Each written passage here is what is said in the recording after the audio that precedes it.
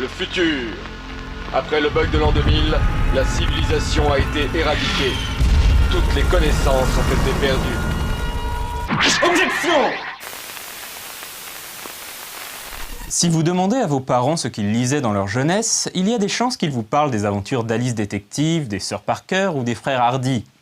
Ce qu'ils ne savent peut-être pas, c'est que ces 3 séries et de nombreuses autres étaient en fait le fruit d'un collectif d'auteurs appelé le collectif Stratemeyer. Le romancier Edward Stratemeyer avait connu le succès en 1899 grâce à ses romans destinés à la jeunesse. En 1905, il chercha une manière de transformer ce succès en véritable entreprise. Le principe en était simple. Lui-même et quelques autres auteurs écrivaient à la chaîne de nombreuses aventures d'un même personnage, en signant sous un pseudonyme commun comme s'il ne s'agissait que d'un seul auteur. Du coup, le collectif Stratemeyer était capable de produire un nombre hallucinant de romans. Dans les années 30, ce système avait fait la fortune de Stratemeyer. Toutefois, Stratemeyer se rendit compte que jusque-là, il n'avait produit que des séries destinées aux jeunes garçons, et qu'il était donc passé à côté de tout un lectorat potentiel, le lectorat féminin. Il confia donc à une équipe d'auteurs, parmi lesquels sa propre fille, Harriet Adams, le soin de créer un personnage pour les jeunes lectrices.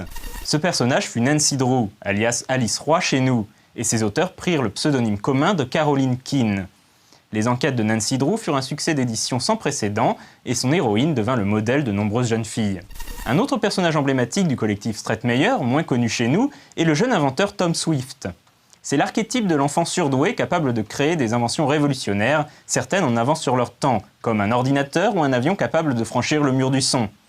Plus étonnant, lors d'une de ses aventures, Tom Swift créa un fusil électrique, Electric Rifle en anglais. Vous vous êtes déjà demandé d'où venait le nom Taser ? De Tom Swift Electric Rifle, avec un A rajouté pour rendre la prononciation plus facile.